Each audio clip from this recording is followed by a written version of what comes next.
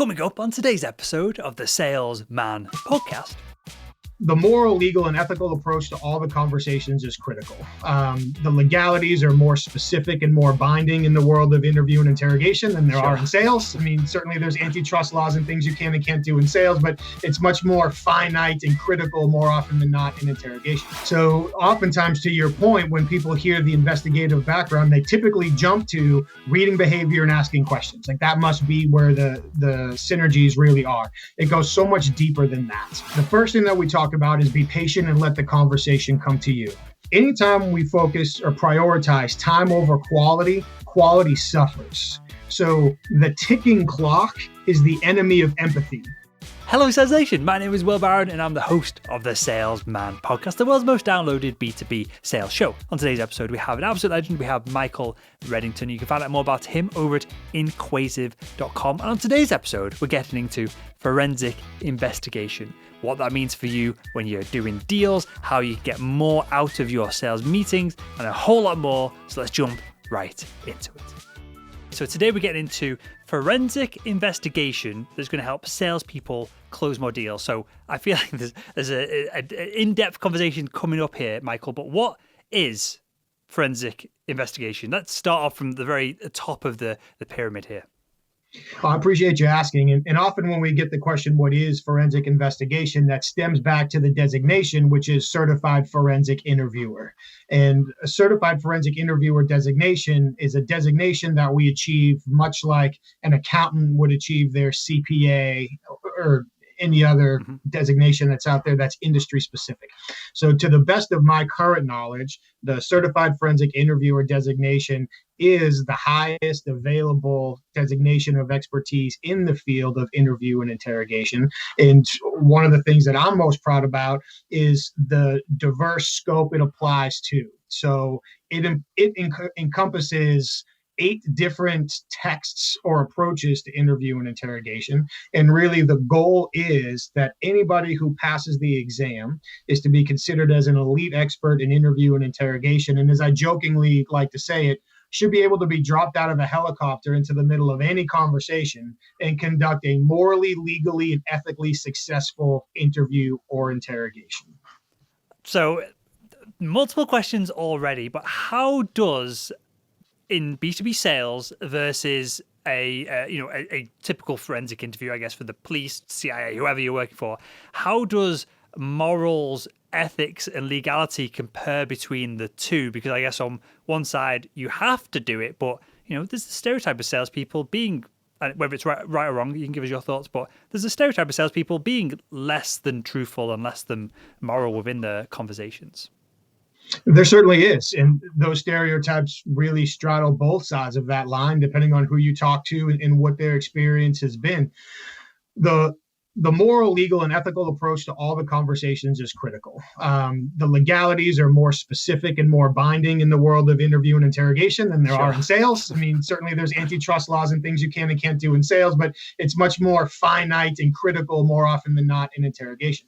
When we get to the moral and ethical aspects of it, quite honestly, all of our moral and ethical codes are going to be different a little bit based on our value systems and our life experiences. So if it's as simple as do the right thing, treat people how you would want to be treated, it's how do we have conversations in a way where even from a business standpoint, even if somebody chooses not to do business with me, there is no harm done to the potential relationship. There may be future opportunities with this person in this organization. And if somebody else bumps into them and says, hey, have you ever spoken with Will or with Michael? Yeah, he was a straight up guy. I mean, we decided not to do business, but he was a straight up guy. So walking that moral and ethical line really, really is important because especially in business, we don't have one-off conversations. We don't exist in a vacuum. And so many people in their own industries, they're small worlds within small worlds. So every interaction is potentially iterative. Every interaction sets up the next and the next, and we might not know where it is. So it really becomes a critical consideration. So I want to get into the practical elements of all this in a second, how we can implement it, how someone listening to the show today can implement it in the conversations, in the, however we're going to frame this, interviews later on in their workday. But first, it seems like a forensic investigator or someone who's trained in forensic investigation, would be, it's the big standout to me, would be able to tell that a buyer or potential buyer is perhaps telling a white lie or fibbing to them or not giving them all of the information that they have access to. Other than that, which seems like an obvious benefit of understanding this, what other benefits are there to understanding forensic investigation in the context of B2B sales? Another great question, and I'll see that in Raise. So oftentimes, to your point, when people hear the investigative background, they typically jump to reading behavior and asking questions. Like that must be where the synergies really are. It goes so much deeper than that. For me, being a nerd, the deeper and deeper I got into interview and interrogation, the more I had to rip it apart and see how it worked. And the more, thankfully, I had the opportunity to work with senior executives and CEOs at the organizations that brought me in to train their investigative teams. And I came to two key realizations. The first is that the very best interrogators and the very best salespeople, business development professionals, capitalize on the same two core skills: vision and influence. And on the flip side of that coin, the cognitive process that interrogation suspects experience as they truthfully commit to saying I did it is essentially identical to the cognitive processes that employees experience when they commit to saying I'll do it, and customers experience when they commit to saying I'll buy it. So now if we look at it from a strategic preparation setup, if we look at it from how we engage in the conversation, and yes, part of that will include evaluating their verbal and nonverbal communication and asking great questions and effective persuasion in those pieces of it. But now as we go all the way through the process, in so many ways, it really is one and the same. And I was very fortunate that in the run-up to my career, there was a large period of time where the vast majority of the investigative work I did was in the private sector, so businesses, not law enforcement. I trained plenty of law enforcement and federal agents. Personally, a lot of what I did was in the private sector. So there, I had the wonderful opportunity to sit down and talk to people in non-custodial conversations. I had zero leverage over them. I often had no evidence whatsoever.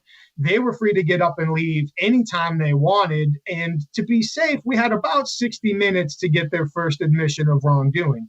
So taking that context, working within the employer relations and human resources policies that govern most businesses, however they culturally may be separate around the world, really causes us to take an approach to talking to people where we build our communication strategies off of our perceived weaknesses in order to be successful. And that thought process fits a true home in sales and business development. Is there and this, I don't want to, this is seemingly can go, and you're a self-admitted nerd into this, and I love all this conversation as well. So I'm sure at a deeper level, this is more complex than I'm going to try and ask you to explain it in. But is there a high-level framework to not necessarily implement this, but to understand it from? As in, is there a starting point that we're starting from and an end point that we're going to? And is there a pathway, a defined pathway to go from A to B? Are you referring to like the start of a sales conversation or a sales process? Or are you referring to the interview? I just want to make sure I answer the question the right way. So, which is good because I'm sure active listening and stuff is going to come into the conversation at some point, right? So, yeah, let me clarify that. Let's pick a scenario of Sam is a salesperson and he is on a 60-minute meeting and he knows that the buyer is the perfect buyer, totally qualified, has budget, but the buyer is holding back. We know that there's something else going on within the account, and Sam's been sent in there to uncover what it is and suss it out. And he's there from a position of doing good, adding value to the account. But as I said, the buyer just isn't letting up on why they don't want to make the purchase. So the first thing, thank you for the clarification. The first thing that we talk about is be patient and let the conversation come to you. Anytime we focus or prioritize time over quality, quality suffers. So the ticking clock is the enemy of empathy. The more we're focusing, I got 60 minutes, 59 minutes, 58 minutes, the less we are capitalizing on the opportunity to really connect with somebody else. So by being patient and letting the conversation come to us, now we have the opportunity to listen for intelligence as opposed to information. And too often when sales professionals like Sam put that additional time-bound pressure on themselves, they fall into that check-the-box mentality. They're listening for these key words to try to jump on. And because they're listening for these key words to fit their pre-described track, they're losing the opportunity to listen for intelligence, to listen between the lines and really feel where the other opportunities are. One of the more, I like to think, comedic parallels between interviewing and sales is when you think about, at least in the United States, the public sector, we have the Miranda warning. So when, I'm sure people around the world are familiar with it, if they've watched any American television, when people get arrested, the officer says you have the right to remain silent. Sure. Anything you say can and will be held against you in a court of law. Well, our customers and prospects have been Mirandized as well. Their lifetime of buying products and services as individuals and for businesses has taught them that they do have the right to remain silent, because everything they say can and will be used against them at the salesperson's earliest opportunity.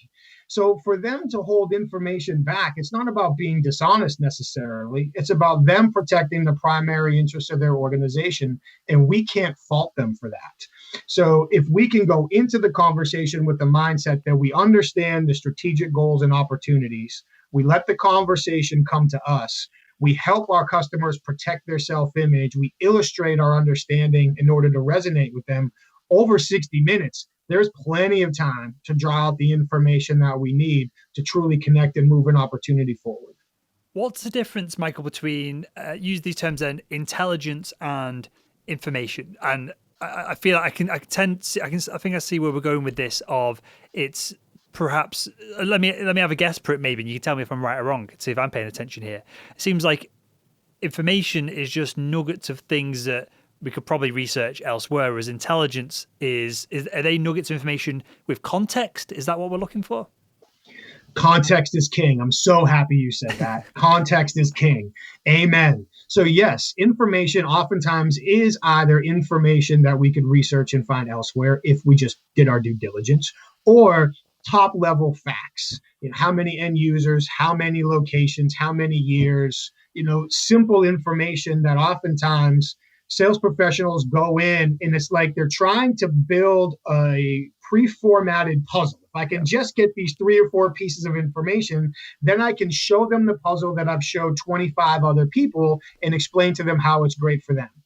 Intelligence is listening for words, for emotions, for feelings, for context that people share that now create new and unexpected doors for us to walk through, whether it's in this conversation or we play a little bit more of the long game, depending on our opportunities and application, in order to set it up for future conversations. And I fell into this, right, like 5 minutes ago by asking you, Michael, what is the step-by-step framework for doing all of this? So if that isn't the right approach, and the right approach is to look for intelligence, that opens a door, which might open another door. And I guess it's almost like a tree that we could, a pathway, that multiple pathways that we could walk down. How do we know when something is useful intelligence versus something is, the person's dog died this morning, so they're just miserable in general? Well, that might actually be useful intelligence, because if they're miserable in general, why don't we just have this conversation at another time? Sure. We've all lost a dog. If it's that kind of day, let's go home to your family. We'll have this conversation another time. So I know we're splitting hypothetical hairs here, but I would actually call that potentially intelligence. So when we think about what is intelligence, was essentially the root of your question before I got on my tangent about the poor dog. When we talk about what is intelligence, or how do we recognize intelligence? Recognizing intelligence starts long before the conversation. When we talk about disciplined listening, the process of disciplined listening starts by understanding how any interaction can move us closer to what our strategic goals are. So that gets us out of that vacuum, one conversation at a time mindset, and into that iterative, bigger picture mindset as we get into this.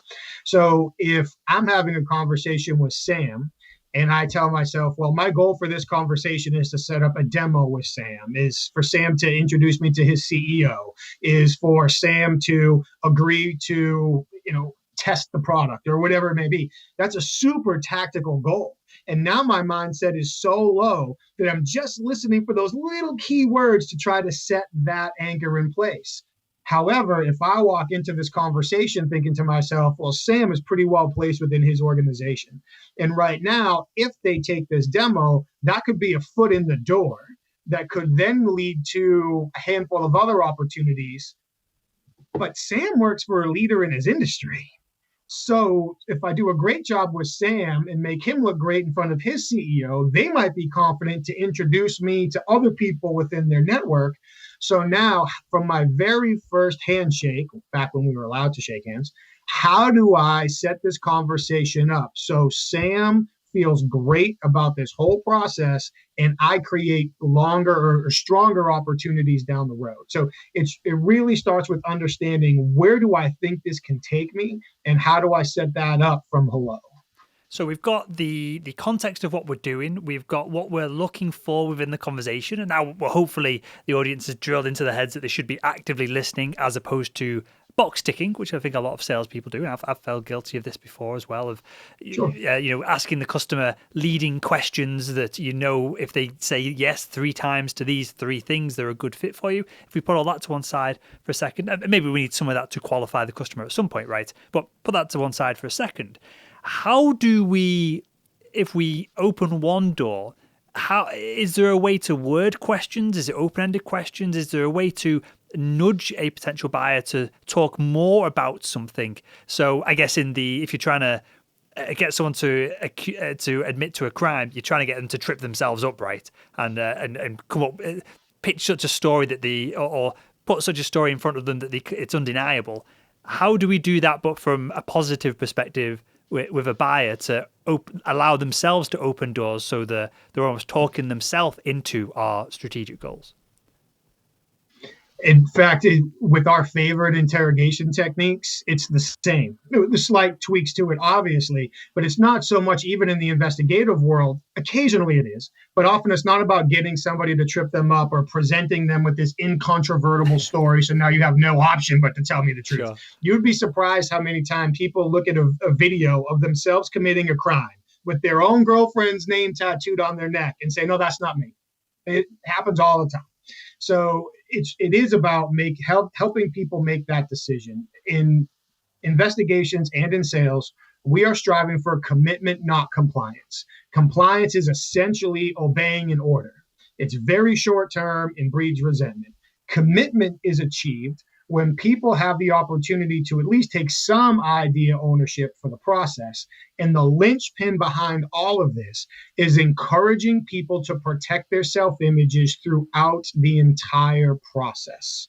One of the pitfalls that sales professionals can fall into if they're not careful is causing their prospects, their customers, to inadvertently and probably temporarily feel stupid or embarrassed. The number one fear that will stop most people from doing most things isn't failure, it's embarrassment. And, there's that old people buy from who they like. Yes, that's true. But we can all think about people in our lives who we like, but we would never use them as a business contact or business reference. And we can all think of people who we probably don't like, but they offer so much value, we actually do business with them. So it really comes down to that presentation of value.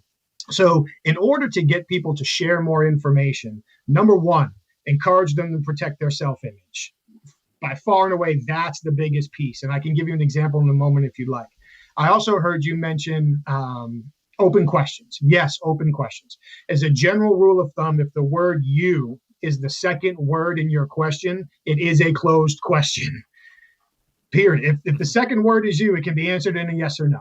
Sometimes that's good. Often it limits opportunities. And if we end our question by saying that's right, or something isn't that right, something along those lines, we close it as well. So those two are there. I certainly want to be respectful of your time. If you'd like an example, I could certainly give you one. For sure. Well, we'll come on to that. We cover questions loads of times on the show. So unless there's something very specific, we'll put that to one side for a second. I'm sure all this revolves around questions, obviously.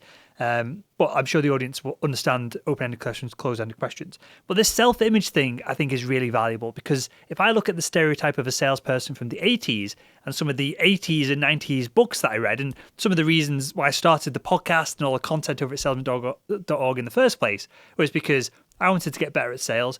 Go on YouTube, there's some man or a woman in a weird suit with massive shoulder pads, basically telling you how to trick someone and use like a yes ladder, get them to say yes multiple times in a row. And all these weird things that if anyone tried that on me, I would just feel weird, disgust, like gross. And most products are such commodities that you just go to somewhere else, right?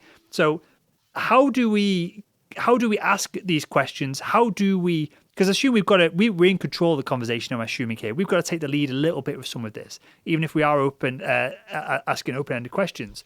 How do we lead a conversation without the potential of damaging someone's self-image or without the opportunity of them thinking that we're trying to manipulate them? Several opportunities for that. One of the things that we love to do, techniques that we love to use, is offer somebody an excuse to answer the question. So imagine sitting in front of a CEO or somebody in the C-suite and asking them a question about the day-to-day business, end users of software or a program or whatever, a product, whatever it may be. At their level at the organization, they really shouldn't be worried day to day what people are doing. They got bigger things to be concerned about. So if we sit down in front of a senior executive and ask them a question along the lines of, let's say we're talking to them about their sales staff. So if we ask them a question of, try to do this the wrong way. So I sit down and I say, hey, Will, let me do it this way. Hey, Will, do you know that in this specific industry, often the very best sales professionals are only successful 20% of the time? If as soon as I say, do you know, if the answer to that question is no, I've now hurt their self-image. Because essentially they have to admit to not knowing something that is the king or queen of their castle, they should know. Yep. But if I rephrase that and give them an excuse to answer it first, we can line up their self-image with the excuse before we ever even ask the question, which makes it easier for them to answer.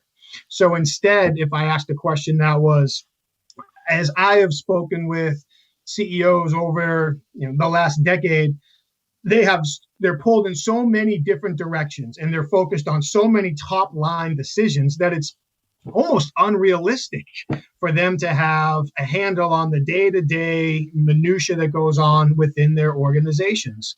So keeping that in mind, let me ask you this. When was the last time one of your sales managers came to you because they were surprised about an opportunity that they weren't able to bring on board? So if it's a question that could help hurt their self-image, are we then trying to weaken the impact of the question, but we're still trying to find that information? Weaken the impact is likely a great way to say it. One of the ways that I think about it is rounding the corners to soften it some. So I don't want it to be so sharp that it causes somebody to feel, jerk back, feel pain. I don't want to get hurt. But if we can round those edges and literally soothe them into sharing the information. It's the same thing in the interrogation room. I don't want to trick somebody because as soon as they realize they've been tricked, I've lost the relationship. Yeah. I want to force them into it because eventually they'll push back once the force is gone. I literally want to soothe them into sharing that information. Okay, so you were half shaking your head when I asked a question before, and part of the question I was asking was, I was assuming that salespeople should be leading the conversation. So tell me if I'm right or wrong here, if I've picked up on that. Should salespeople be leading these conversations? And let's frame this up as it's a massive enterprise account. We know it's going to be 12 months to solve the deal. We're not trying to close something there and then. It's not acute, the conversation. Should salespeople be leading those conversations, or should the questions be so open-ended that it is a legitimate back and forth? I definitely agree. Definitely is a strong word. I agree with you that salespeople should be leading the conversation. One of our favorite ways to lead the conversation is by creating the impression that our customer is leading the conversation. Sure. As metaphorically speaking, if I push you, your first reaction is to push me back harder. Mm-hmm. So especially at the enterprise level, there's no way they're just talking to me. They're going through this process with any number of potential competitors. So it's not just about differentiating my products and services. It's also about, it could be, at least according to one research study, 53% of the process is differentiating myself. So a great strategy allows us to patiently engage where we can create the interaction so they feel like they're leading it, even though we're in control, because we can nudge it in the conversation that we're going. So good job spotting my half head shake. It's not a head shake on leading the conversation. It's about, the head shake was more in regards to the potential idea or concept of wrestling control out of the conversation, because that typically creates more conflict than it helps create commitments. Got it. Okay, so how do we then, I'll use the word subtle here, or how do we nudge the reason I'm asking this is I don't want the audience to go away and think, and you're not saying this, but I could misconstrue this, being a bit simpler myself, that I just need to sit down with people, have a lovely chat, open-ended questions, and eventually the deal will happen. That's not what we're saying, is it? How, in which case, how do we then subtly nudge the conversation whilst having these open-ended questions? How do we, again, not necessarily control it and rip away control from the buyer, but how do we direct it towards a place which is productive for both of us? And again, that all starts prior to the conversation. So for me, especially for a meeting like the example you referenced, prior to ever engaging in that meeting, I'm going to sit down and ask myself two very painful questions. The first one is going to be, why shouldn't they do business with us? Not why should they, why shouldn't they? And because I'm a bit of a caveman, I'm actually going to write that down on a piece of paper. Now, after that, I'm going to ask myself a sister question. Why haven't they already committed to doing business with us? And in fairness, the umbrella answer to those, there's two umbrella answers to that question. Number one, they literally might not know it's an opportunity. And two, if they do know it's an opportunity, they don't perceive the value. So once I have, in my mind, as many of the reasons that I can document that from their perspective, they shouldn't do business with us, and they haven't already done business with us, now I can begin to create that 12-month communication strategy. And like so many other people likely profess, I'm going to build that plan backwards. If I need them to be at yes in 12 months, where do I need them to be in 10 months, 8 months, 6 months, 4 months, 2 months? How do I expect those meetings to be scheduled? What productive information, educational content can I send them in between meetings? So that way my goal is to create an environment where they lead themselves to these intermediate commitments along the way. So that would be before I even get into the conversations. Once I'm in the conversation, I've fully subscribed to some of the research that comes from the RAIN group, where they say from their research, the 3-step process necessary to truly connect with somebody is resonate, differentiate, substantiate. And oftentimes as business professionals, we skip that resonate piece. We jump right into differentiation or substantiation. So really, one of our philosophies is illustrate before you investigate. So we'll take some time to illustrate our understanding of the world in which this conversation is happening in, and then begin to ask some of these open-ended questions, which should allow us to capture the intelligence and then begin leading us down the road we need to travel. Okay, so it seems like, and I might be using the wrong words here, so correct me if I'm saying the wrong words, but I think you'll get the context. That we set this plan out and we're almost pre-framing each conversation, and we could even do this by writing up the agenda. So even if we're not wrestling control of the conversation itself, we're taking control by setting the agenda, and when people agree to meet with us, they're then wired in such a way to talk about what has been set in the agenda because of all kinds of social pressures and I guess social norms and constraints. So is that how we remain in control of the sale, which then frees us up? And it feels, I feel like it would be quite liberating to have this all planned out, get somewhat of an agreement on it, and then just have an open conversation with the buyer and see what we can do to add value in the conversation itself. When we say the agenda, for me personally, I might have an outline for where I want to go and how I want to get there. It's likely not something I'm going to share, like for an agenda for the meeting. For me, the liberating piece is knowing where I want to end up and letting you essentially choose where we start. There's a big difference between, in American nomenclature, adapting it and winging it. Like if I just wing it, I go in without a strategy and I see where this goes, good luck. But if I know where I want to end up by the end of this conversation and I'm clear on that, now that really helps me listen for intelligence, because if I'm patient and I let the conversation come to me, how many people have talked about how much talking the salesperson should do versus the customer and these things. If I can let the conversation come to me, now I can listen for opportunities to subtly nudge it where I want to go. And 15 minutes, 30 minutes, 60 minutes, that's a long, long time to nudge a conversation where it needs to be once we take our mind off the clock and start listening for those opportunities. So for me, the freedom comes in knowing where I want to go and then listening for the opportunities you give me to create new roads to get there. Okay, and final thing on this, we'll wrap up with this, Michael. Are there any ways that we can train ourselves to be a better listener? I realize that sounds like a ridiculous question, right? But I don't think we're trained to be good listeners from childhood. Most childhoods, kids are at school. They don't care about what's being thrown at them. It's not two-way. They can't ask questions. There's no influence that they can have on the conversation. So I feel like a lot of us from birth are trained to just sit there, stare at something, then regurgitate it, as opposed to what we're describing here, which is find the context, find the linking points, find the interesting things that need to be uncovered and delve into deeper. So how do we learn to become better listeners? We're not wired to be good listeners. Forget even being taught to be good listeners. Like we're literally not wired to be good listeners.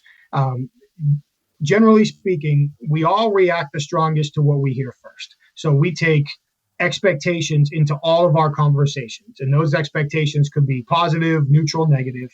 And as soon as we believe we hear and or see something that confirms that expectation, we tend to jump on it. And when you look at our roughly 160 cognitive biases, they are all in place to make sure we feel comfortable and consistent, whether we're right or wrong. Yeah. That part really has nothing to do with it. So when it comes to being good listeners, again, it starts with understanding where may I be able to find value in this relationship or this conversation. It starts there. The second piece is to remember that the most important part of listening is talking. Not if I'm talking to you, I can't listen. But more importantly, if I have my inner monologue running, I'm also not listening to you. Yep. Because a cruel reality is I can't possibly have anything more important to say to you than you have to say to yourself. So we understand what we want to get out front. We limit our internal monologue. We work hard to quell our initial emotional reactions. And then we really focus on listening for value. Final question on this, and this is a curveball, right? I don't want to give anyone an existential crisis as they listen to the show here, Michael. But if you're dealing with someone like yourself who's trained in all of this, how much free will do you actually have in a business conversation, considering all of the cognitive biases that we have, considering all of the social pressure and cultural pressure that is wrapped around in business? How much free will does someone have to not be nudged in the right direction by someone who's insanely qualified like yourself? There's several factors in that. So one is going to be our level of awareness. But even that level of awareness can be a double-edged sword, because I can be hyper aware of a lot of these persuasive forces and things that might cause me to make a certain decision. But if I'm too far down the line and committed to what I want to do, I may ignore the red flags. Or on the opposite side, you may be talking to me in a way that I feel like you're trying to manipulate me, but you're not. You're not at all. So now I'm too suspicious. So there's a lot of delicate lines in there. We do have a fair amount of free will, as long as we have a reasonable level of awareness and we continue to try to find as much what us interviewing nerds would call ground truth. Where are the independent facts, pieces of information, checkpoints that we can reference to? Either due diligence prior to the conversation would help, and fact checking after the conversation would help with that as well. Okay, so if the tables are turned and say we've got I was picking my words carefully then, but a not very nice sales manager who's trying to get us on the line, hook us for something that we've not done and accusing us of something, whatever it is, and they're using these tactics on us, is that then the strategy to keep coming back to the provable facts and just being assertive on those over and over? So again, just want to make sure that I understand. We're talking to a manager at one of our customers. They're accusing us of doing something wrong? It could be that scenario, but the scenario I picture was our sales manager, our boss, is accusing, they don't like us for whatever reason. There could be multiple reasons, but we won't get into them. Right? They're accusing us of something, and they're trying to use some of these tactics on us to get us to admit something or back ourselves into a corner. How do we defend against everything that we've talked about today? Well, the great news in that scenario is the truth is your best weapon. So when you have the truth behind you, it's a much easier conversation to have. There's a lot less you have to remember. There's fewer things to be concerned about. Yeah. As long as we have the truth on our side, the consistency, the factuality, the ability to reinforce, the old have an alibi for our conversation, all those things will work in our favor. So all of those should be helpful for us. Anytime we have the truth, the ability to lean on the truth is a wonderful position to be in. Oftentimes, if we're in that situation and our sales manager is accusing us of something that we didn't do or that they misunderstand, to really move the conversation forward, it's not so much about defending ourselves. It's about understanding why he's upset to begin with. Because something likely affected his self-image. Somebody thinks differently of him. He now is forced to think differently of himself. Like, the reason why we all handle lies so terribly is because of how it makes us feel when we get lied to. If we just stop to think about that, most of the time when people lie, they're trying to protect themselves, not hurt us. Yeah. And it's likely their last available good decision, then we'd handle it better. So in that situation, if we're being accused, if we can stop and think about why are they really upset, then we don't just focus on defending ourselves, but we focus on solving that key perception problem they're likely dealing with, which will create the commitment moving forward we need. I love it. That is so smart. Okay, well, we'll wrap up the show with that, Michael. For everyone who wants to learn more, who's probably had their brains slightly melted because we've covered a lot of content very fast there, how can we find out more about you and everything that you offer to salespeople with your sales training and the other things you do as well? I appreciate you asking. Thank you. The easiest place would be the website, inquasive.com, INQUASIVE. They can also find me on LinkedIn as well at Michael Reddington, CFI. Occasionally, I might pop up on Twitter, but the two places to really find me would be the website and LinkedIn to learn more about our programs, how we customize them, and what we do across industries. Perfect. Well, I'll link to all that in the show notes to this episode over at salesman.org. And with that, Michael, I really enjoyed that conversation, mate. I want to thank you for your time, your expertise in all of this, because clearly I think we've only scratched the surface with a lot of this stuff. And with that, I want to thank you again for joining us on the Salesman Podcast.